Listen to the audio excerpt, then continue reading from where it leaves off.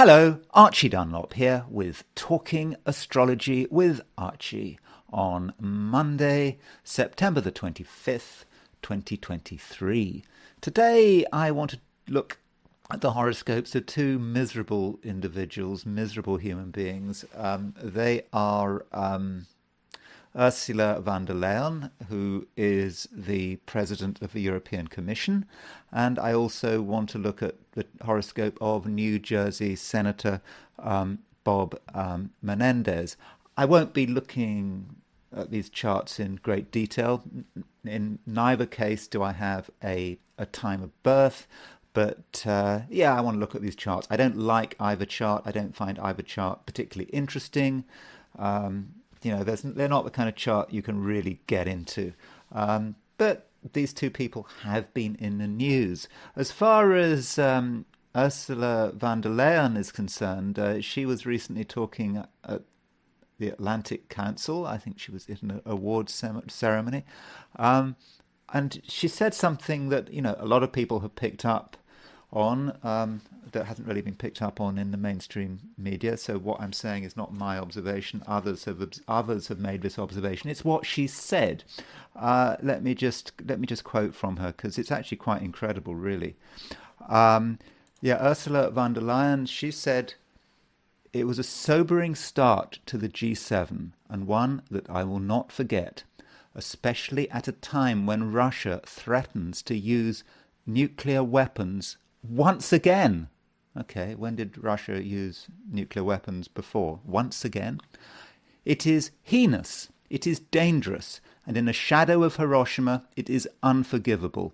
No one is better poised than Japan to warn us of the extreme danger of this recklessness. As the only country that has suffered from atomic bombings, you have made the whole world listen," she added.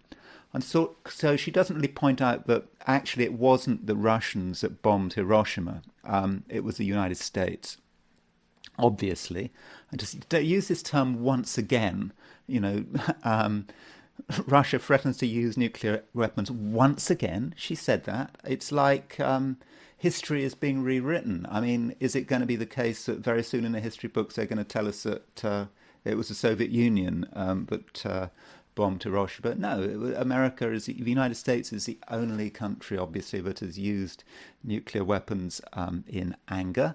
And I want to look at her chart in relationship to the United States. And I want to show that there is actually some evidence astrologically that she is a real stooge for the United States and is contributing to the destruction of Europe. And of course, it is in the United States' benefit for Europe to go down the plug hole, at least as an industrial power.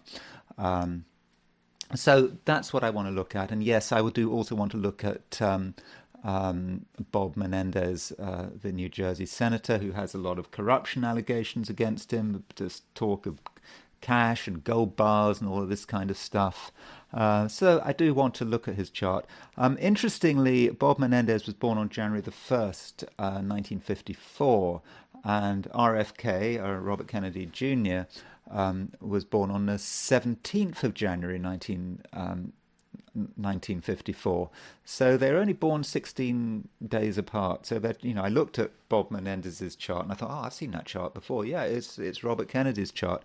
They're both Capricorns, but their moons are in different signs. And of course, I don't have the time of birth for either men.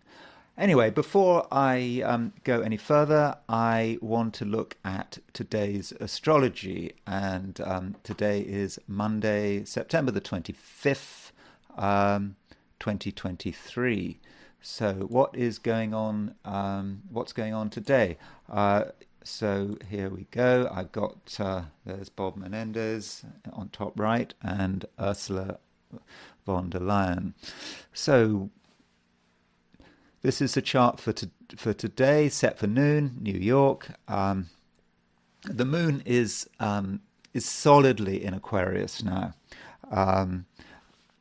So it's making a trine aspect to the sun. Okay, the aspect may not be exact, but moon trine sun. Okay, it happens pretty often. It happens twice a month. It's not an unusual aspect, but overall, trines between the moon and the sun are fortunate. There's things work together. The masculine and the feminine are well balanced, and it's supportive of life and health.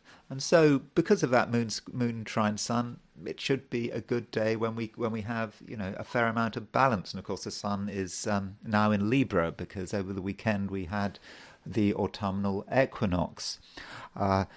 Another good aspect is a trine between Mercury. There's Mercury and Jupiter. This is a tremendous aspect. Mercury is the communication planet. It's in Virgo. Mercury rules Virgo. It's trine Jupiter, which is in Taurus. So it's in earth signs. And, this trine between Mercury and Jupiter helps us communicate. But it helps us communicate in quite a sort of down-to-earth way. We're going to be quite stable in what we say. We're going to be able to focus on material details. We're going to be able to get the details right, get the numbers right. So, for example, if we're making, if we're making talks, reports, and so forth relating to business, we should do a good job because everything will be in the right order and we're unlikely to make a fool of ourselves. But there's no need to be in a hurry. So if you're trying to persuade someone about your ideas, or perhaps you're looking for a job, you're going to a job interview, or you're calling people up asking for a job, just take it slowly and just quietly say what you can do. And you'll do a good job. So that's good. The Mercury-Jupiter trine can be good for relationships, particularly for Geminis, because Mercury rules Gemini, and Jupiter rules Gemini's opposite sign.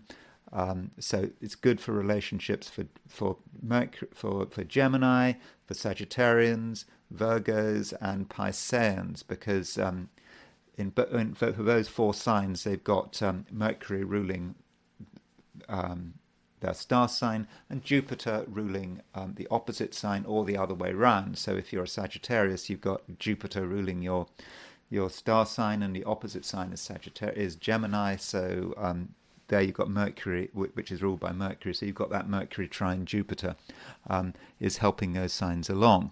Now, I'm not saying that the day is going to be universally great, though.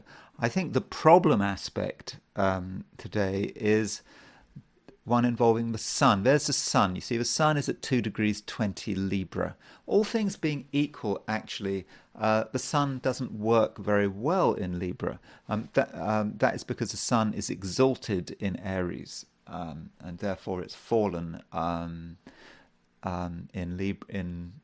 Libra. Sun doesn't. Yeah, it really doesn't work well. If you're ever asked what is the worst star sign to have, and you are completely logical about it, all things being equal, you'd actually say it's Aquarius, because the sun rules Leo, and therefore the sun is in its detriment in Aquarius. And the second worst star sign to have is Libra, because the sun is exalted in Aries and it's fallen in Libra. But of course, that is very much all things being equal. There are lots of other things to consider. Ursula von der Leyen, as you'll be soon finding out, is a Libran, but I'll be talking more about that very soon. So this sun in Libra is quincunx Saturn in Pisces. They're 150 degrees apart. They're 5 signs apart. Quincunx is not a good aspect. And so some of us may find it difficult to express ourselves. There's a sun trying to express ourselves. We're trying to express ourselves, and Saturn just gets in the way. It just messes us up. We have a sort of maybe a fear. Maybe someone tries to put us down, tries to knock our confidence. So that's one way of doing it. And from a Saturn perspective, the quincunx can be difficult. Saturn is the sign that is trying to sort things out, is trying to organize things. And there's the sun. Someone arrogant, someone with a big ego is getting in the way. So that sun, quincunx, Saturn could be a problem, which we do have to watch out for. Another aspect, which is a bit of a two-edged sword, is the fact that the sun is on the Mercury-Mars midpoint. You see, there's Mercury, there's Mars. Sun is on the Mercury-Mars midpoint. Mercury-Mars is about strong words. And so if you've got Sun on the Mercury-Mars midpoint, you might be tempted to use very cutting language, really trying to cut people down to size. If they say something wrong, you might jump on them with vicious invective, that kind of thing. So be careful what you say, and don't criticize people just for the sake of it. Only do it if it's really necessary. On the other hand, it may be something coming back at us. We may notice that there are people around us who are very vicious with their words. Okay, clever with their words, but you can be clever and vicious at the same time. So just be aware of that. And if you're in a situation where you're just being criticized in a sort of verbal, vicious kind of way, maybe don't respond. Just say fine. It's a passing thing. The situation should eventually dissipate. One final aspect that I want to mention is the fact that Kronos, the hypothetical planet Kronos, which is the planet of government, is on the Mercury-Jupiter midpoint. Let me just show you what I mean. I'm just going to temporarily clutter up the chart. So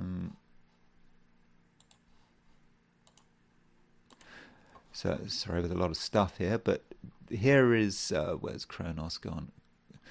There's Kronos at 1530 Cancer, and Kronos is on the Mercury-Jupiter midpoint. I think this aspect could be quite important. So Kronos is the government. Mercury-Jupiter is successful communication. So governments are going to be saying all sorts of things. Governments are going to be smiling, perhaps. Governments are going to be telling us good news. And not just governments, but authority figures in general. Sort of authority figures are going to be quite happy for some reason. They're going to be quite optimistic, pushing forward successful plans. So if you are an authority figure, a manager in a company, run your own business, CEO, or I suppose a politician at whatever level, you could have a good day. It's a good day for pushing your agenda. It's a good day for getting the people down there to listen to you and say, yes, everything is wonderful. But on the other hand, you've got to be aware of that. If you are having to deal with authority figures, they're going to come up with all sorts of stuff, and it's all going to sound great. But the question is, do you believe them? Well, that's up to you, and I think you have to consider the situation. By the way, looking at, I think it was, looking at Vitter's view on this, he talks about public holidays and some national celebrations for Kronos on the Mercury-Jupiter midpoint. I'm not sure about that, but there may be a certain celebratory, celebratory way of talking.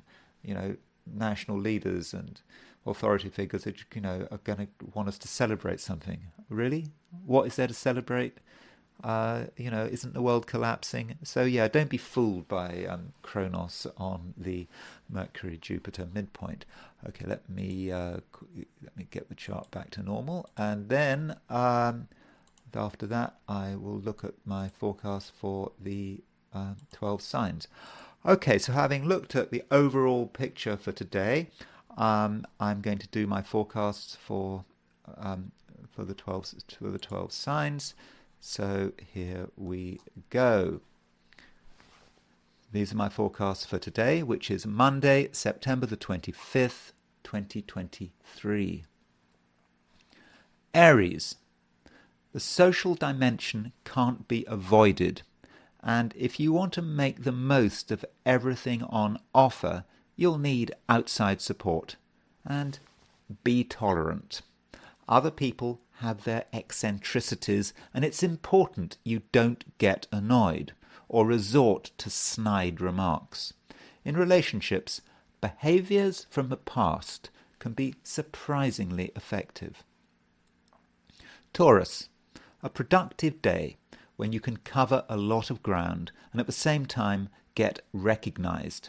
And it's okay to be original. Indeed, it's what everyone expects. But you have to be precise.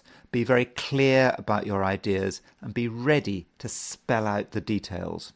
That way, you'll be taken seriously and you'll then be given a chance to prove yourself. Gemini. You'll have more than your fair share of good luck, thanks to a favourable aspect between Mercury and Jupiter. You'll feel that some external power is supporting you, but I think it's actually the power of your higher self, which has an idea about where you should be going. A friendship or a relationship starts getting very strong, perhaps because things are now easier. Cancer. You have power at your disposal, and it is the power of your feelings.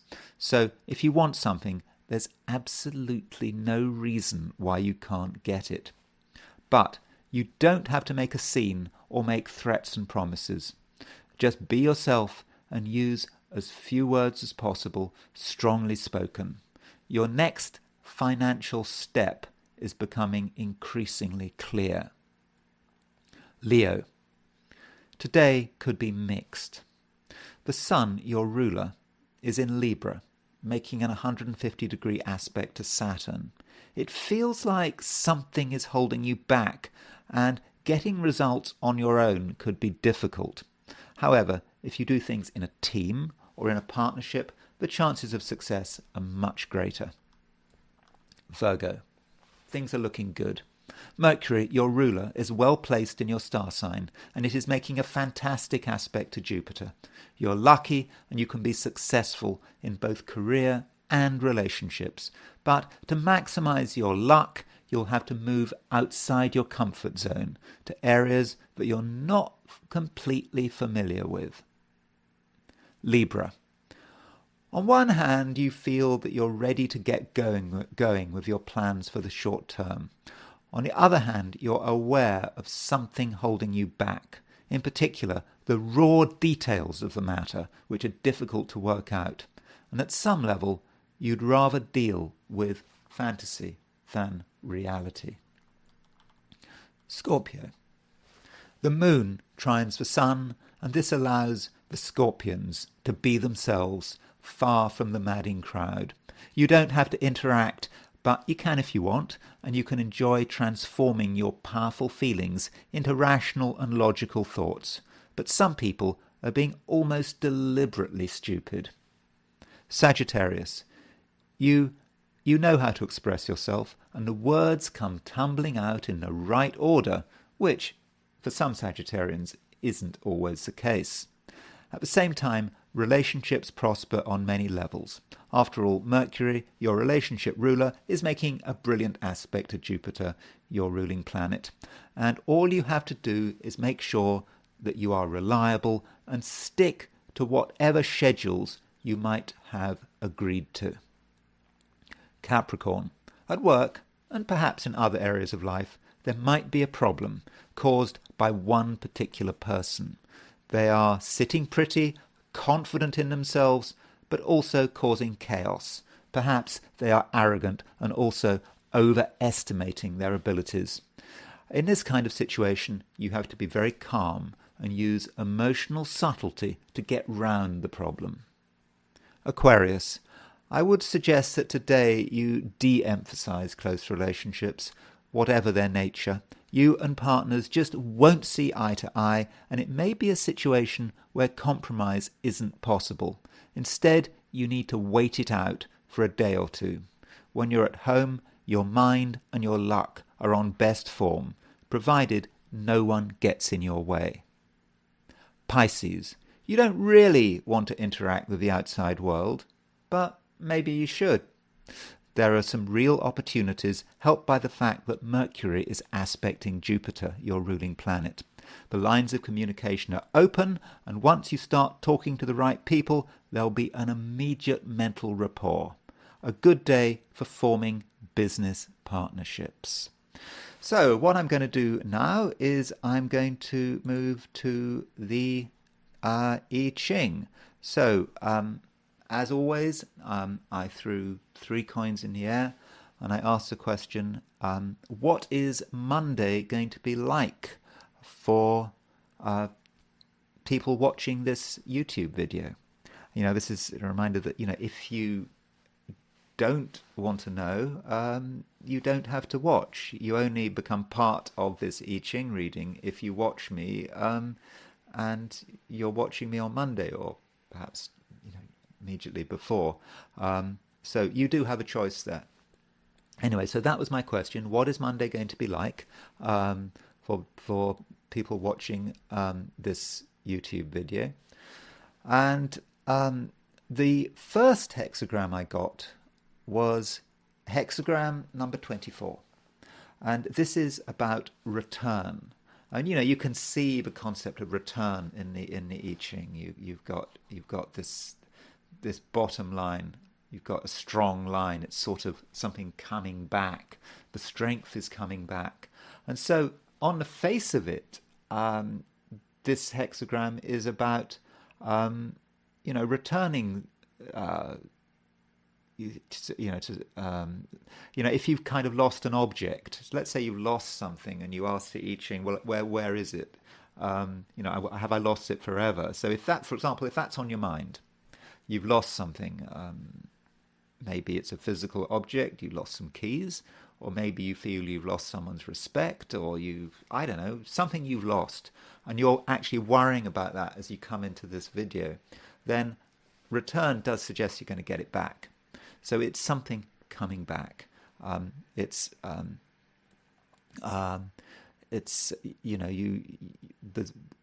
might feel the situation is a bit chaotic, and you may feel a bit lost, but don't worry, because things are going to return to normal,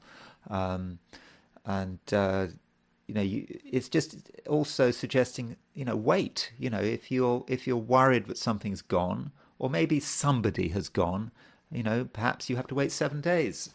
That's a good period of time to wait. I think that's 7 days in Wilhelm's translation of the I Ching is that's the suggested waiting time. Of course, it's symbolic, but maybe it could literally be 7 days that something will return. And there is a moving line here. This moving line here, the 4th line up, is moving. That does give some context.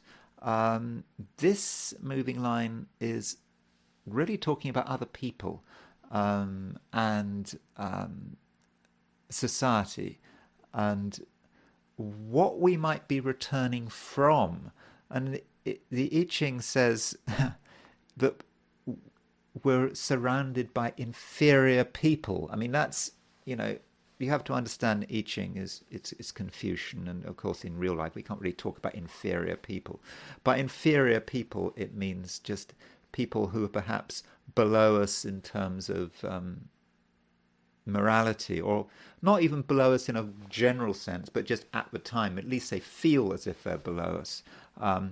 People who don't have our moral standards in a particular situation, people who just aren't at our level in a particular situation.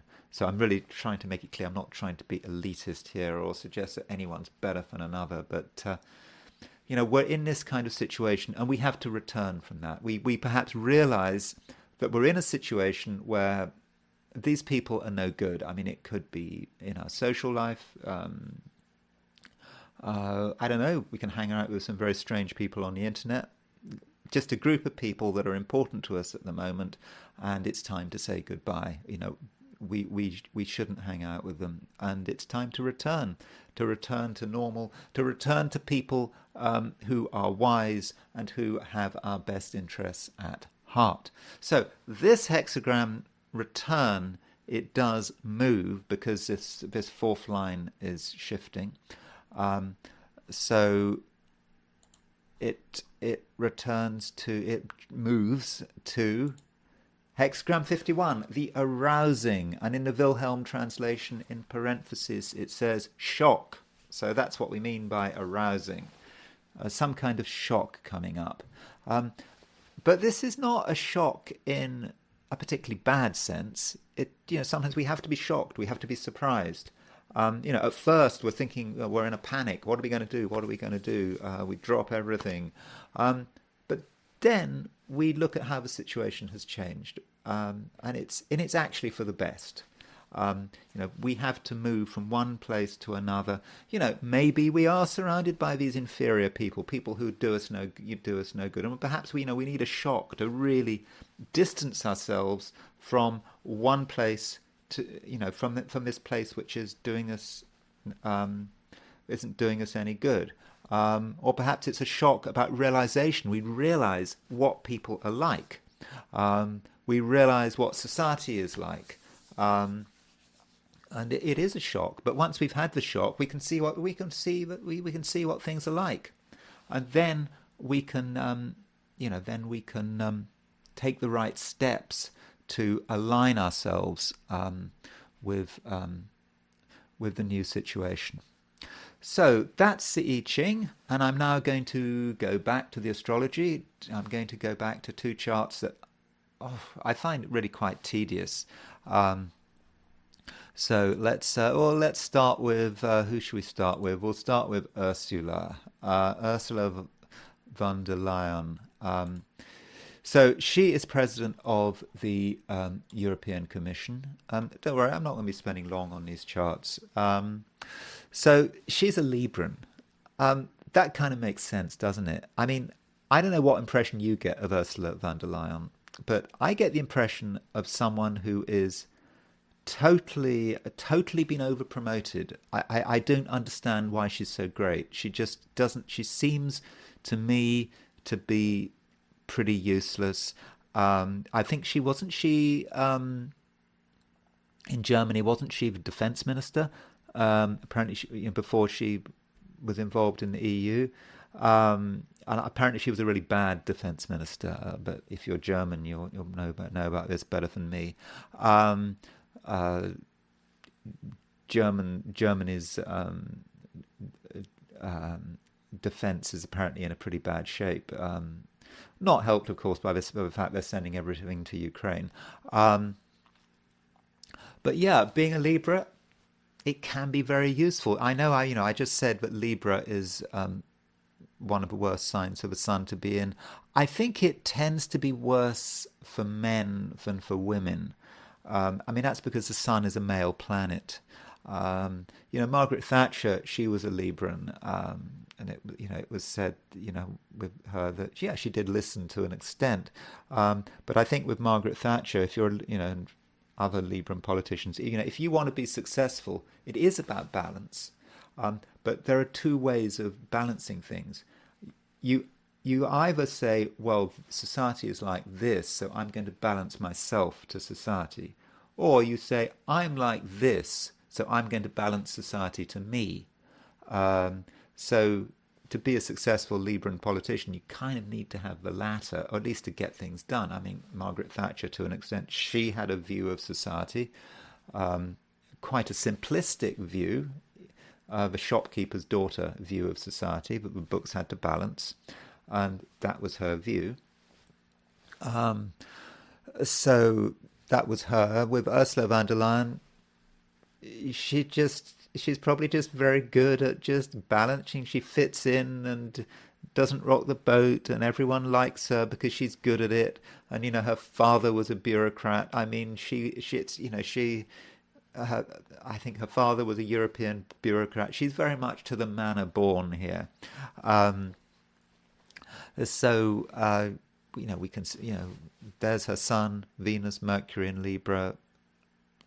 ever so polite, doing all the right things. Everything's fine. But interestingly, she doesn't have any earth signs except for Pluto. Only Pluto in Virgo. Um, Maybe this is a woman that can actually lose touch with reality. And I suppose if you are a bureaucrat or a politician, it is easy to lose touch with reality. You're not properly grounded. You don't actually understand how ordinary people are having to deal with their lives. You can have these big ideas, but what are other people going to be doing about it?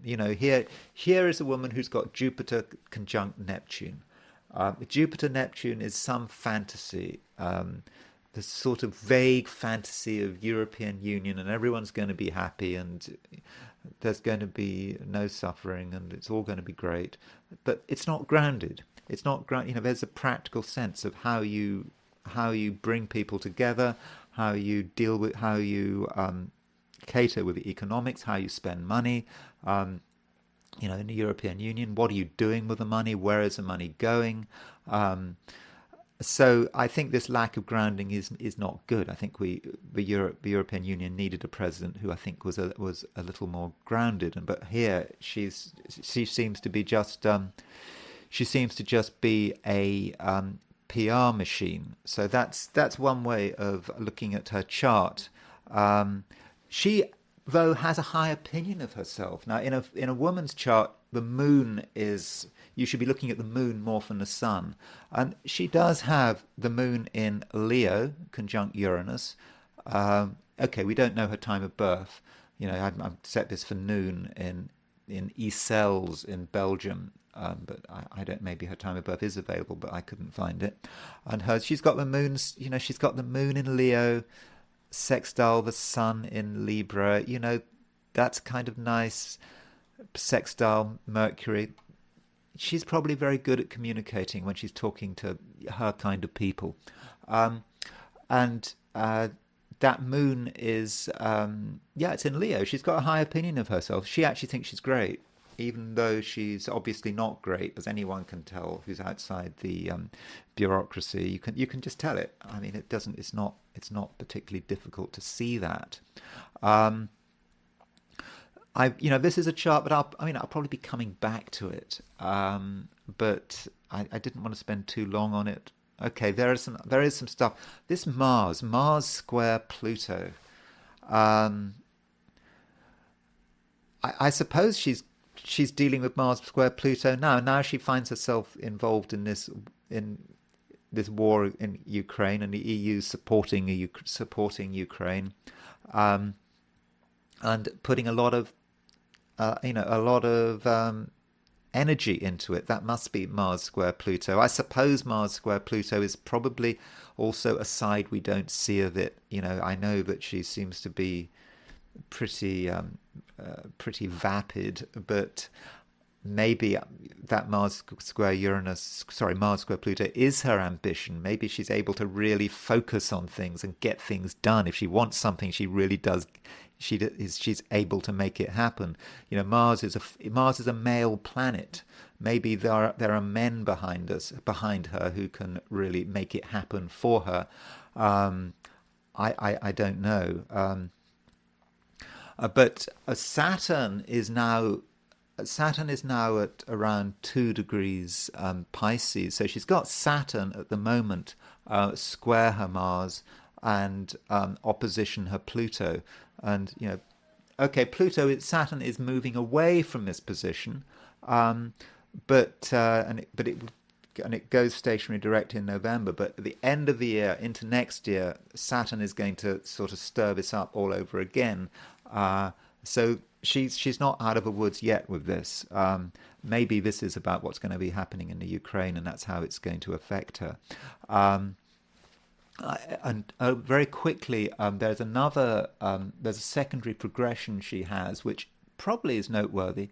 Remember, with secondary progressions, if you move the planets 1 degree, the first day after you're born is like the first year after you're born, and what I'm showing you here is the position of a planet 64 days after she was born. So she was born on October the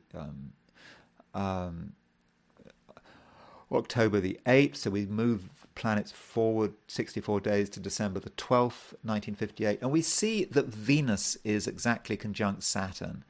This is not particularly good. I don't know how it's going to manifest. It may be to do with her private life, her personal life, but you know, she is the President of the European Commission, so this may reflect something to do with diplomacy, how the European Commission is getting on with other countries. And Venus conjunct Saturn, there's a problem.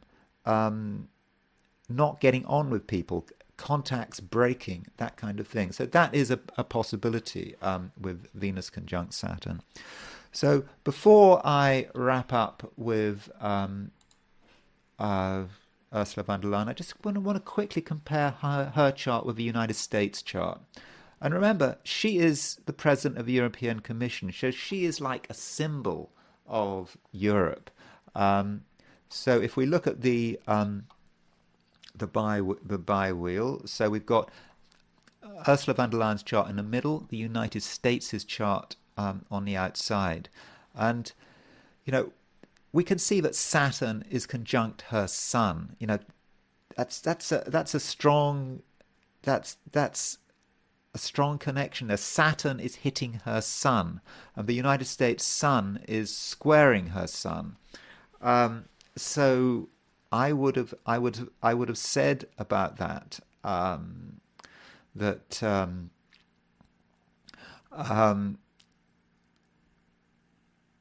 the United States is squelching her, absolutely squelching her. I mean, the United States just owns her.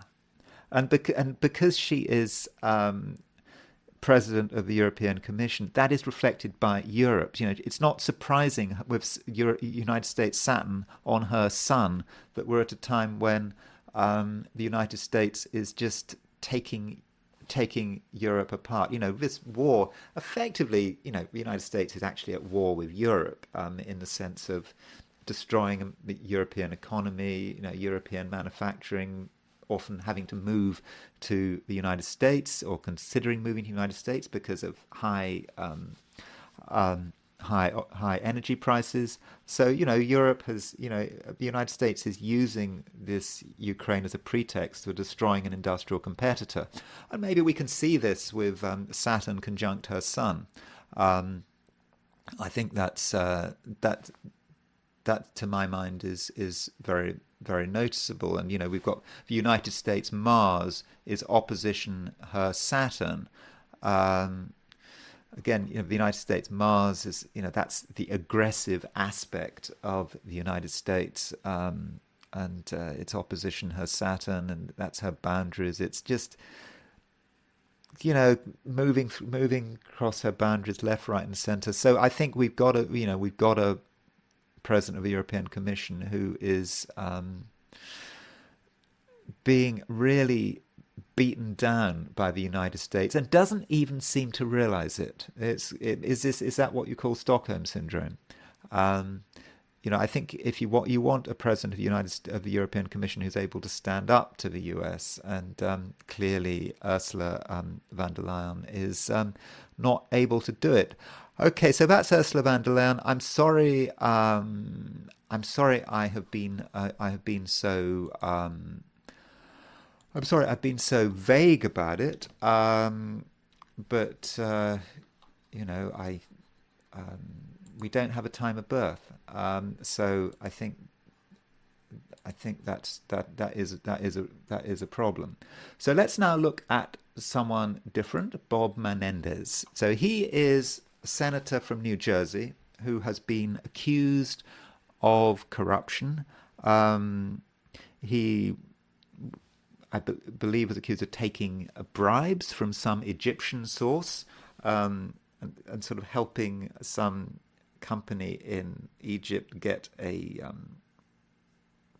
I believe, a monopoly on, or some organization in Egypt get a monopoly on halal meat. there's talk of cash and gold bars. So he is. So the suggestion is that he is completely rotten to the core. He denies it. So this is not a sure thing. Do not have a time of birth. He may have.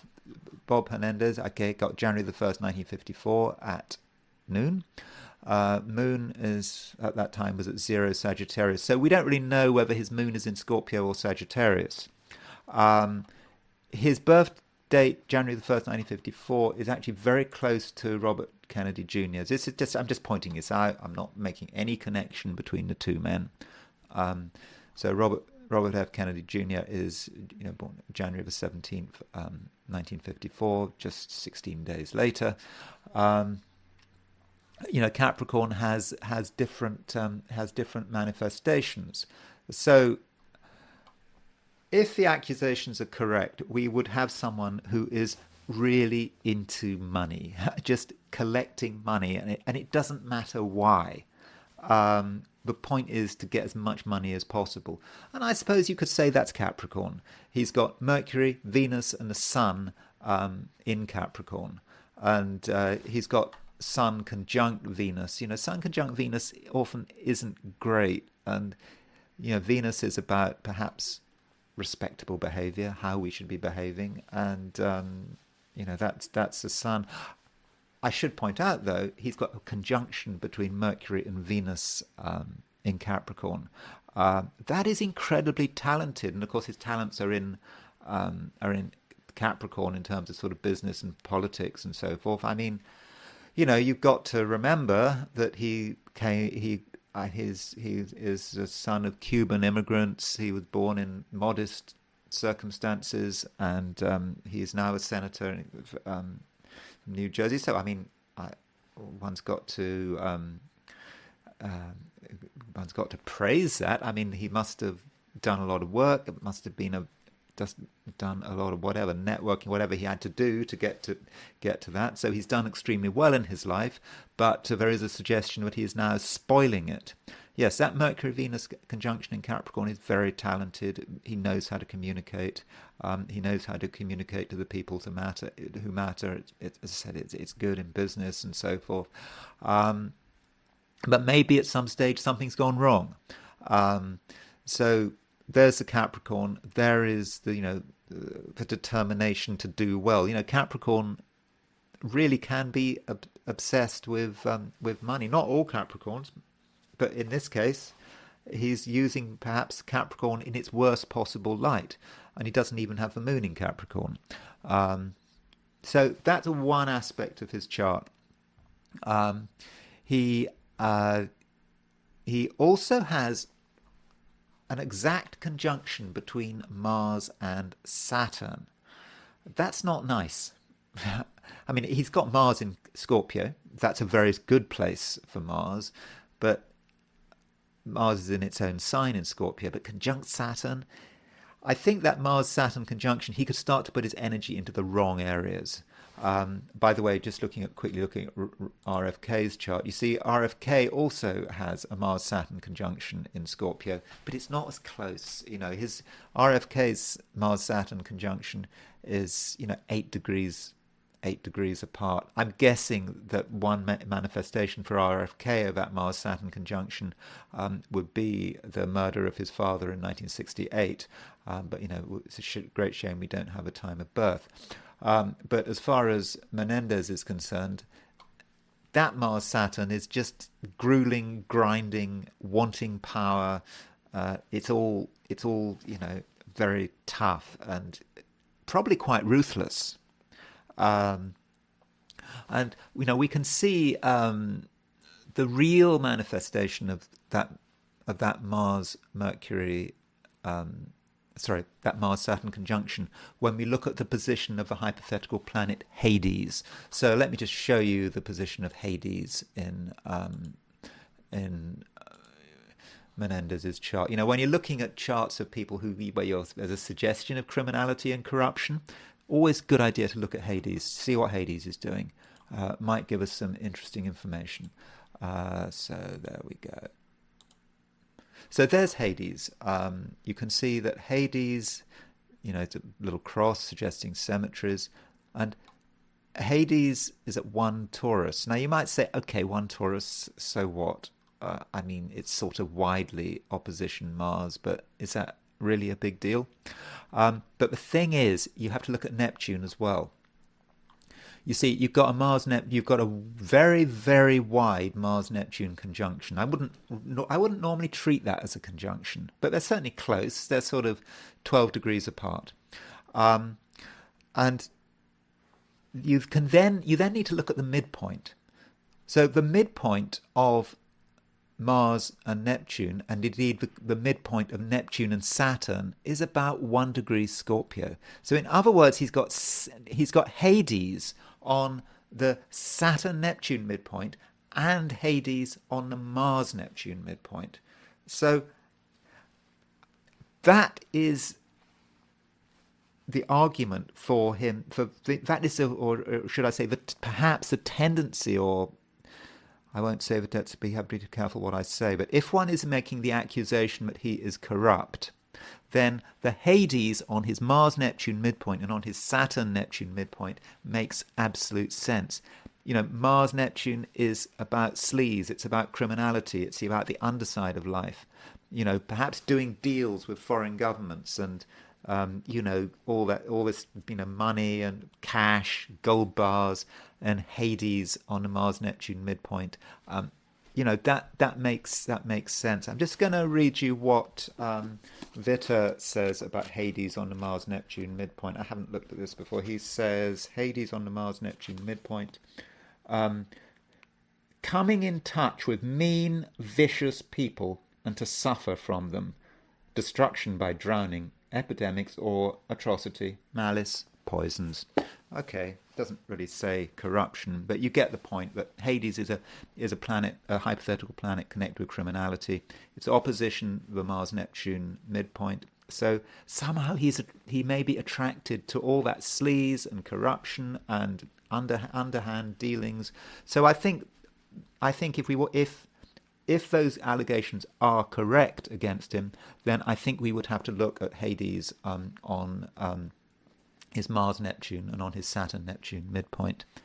Anyway, that's all I'm going to say about Ursula von der Leyen and Bob Menendez. Two miserable people with two miserable charts, and but I hope you didn't find those two charts too depressing, too miserable. I will talk to you again tomorrow.